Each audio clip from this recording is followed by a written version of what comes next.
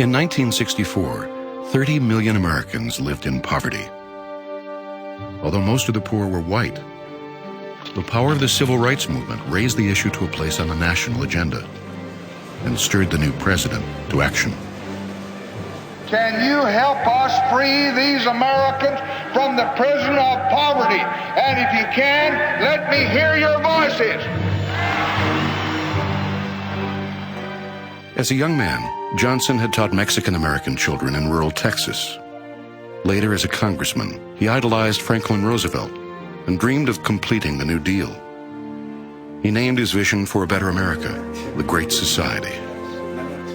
It included civil rights, voting rights, support for the arts, medical care to the elderly, and help for the poor. Lyndon Johnson was a master at moving legislation through Congress, but he had no blueprint for ending poverty.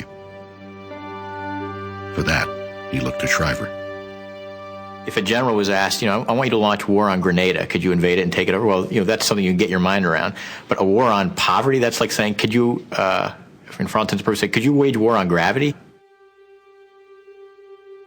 He thought, oh my God, how am I going to do this? He began by ordering research. And then he went looking for what the author Michael Harrington called the other America, the invisible poor. In Appalachia, Shriver saw schools that were shacks and heard stories of children eating dirt from the inside of stovepipes. In the Deep South, he witnessed the rule of Jim Crow, whereby black children were kept out of school to pick cotton, while their parents faced violence if they attempted to vote. In the North, most blacks were confined to ghettos, cut off from good schools, housing, and jobs. When Shriver saw the research he ordered, he was stunned. Of all the nation's poor people, half were children. He became very, very committed to the point where this was no longer just a political assignment or something he needed to do because the president asked him, but this was something that had to be done and done right, and he became very passionate about it. People are interested in being treated as human beings. They're interested in having other people treat them, as the Declaration of Independence says, as equals. That's the first thing that's needed in the war against poverty. The civil rights movement had really elevated the notion of equality, and he wants to extend that spirit now to programs to end poverty nationwide. You have to have that sense of human respect and dignity and equality before these other specific programs, like a health program or an educational program, can have its maximum effect. Mr. Shriver, you say that you hope that something... Shriver called up anyone who knew anything about poverty. Activists, scholars, the priests and nuns who worked among the poor, and the reporters who wrote about them. In 16 weeks, they had a plan. It's not a program of federal handouts to alleviate poverty temporarily.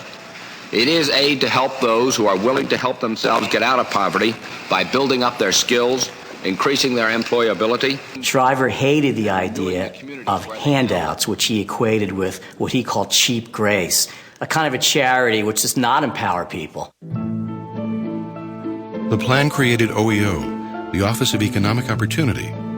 As in the Peace Corps, he wanted the poor to lift themselves out of poverty, and he wanted privileged Americans to work among them.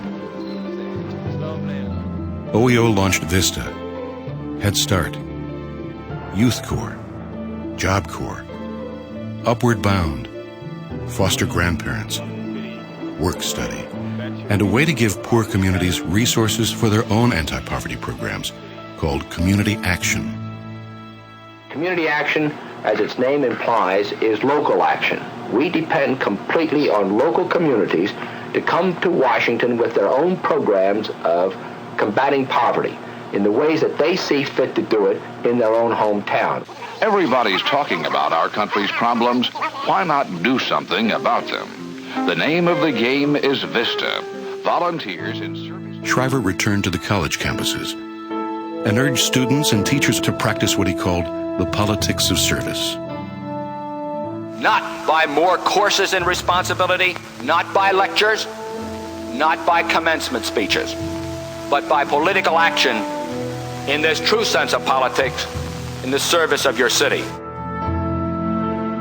It mobilizes a tremendous cohort, particularly of young Americans, who are now being challenged in a way in which they felt they had not been challenged before. It was a time in history when it was clear that it's the right thing to do and you could do it. Just do it. Everybody get involved and do what you can do. Within a year, OEO announced that the war on poverty had reached 3 million people. Newsweek wrote, "The poor were no longer invisible."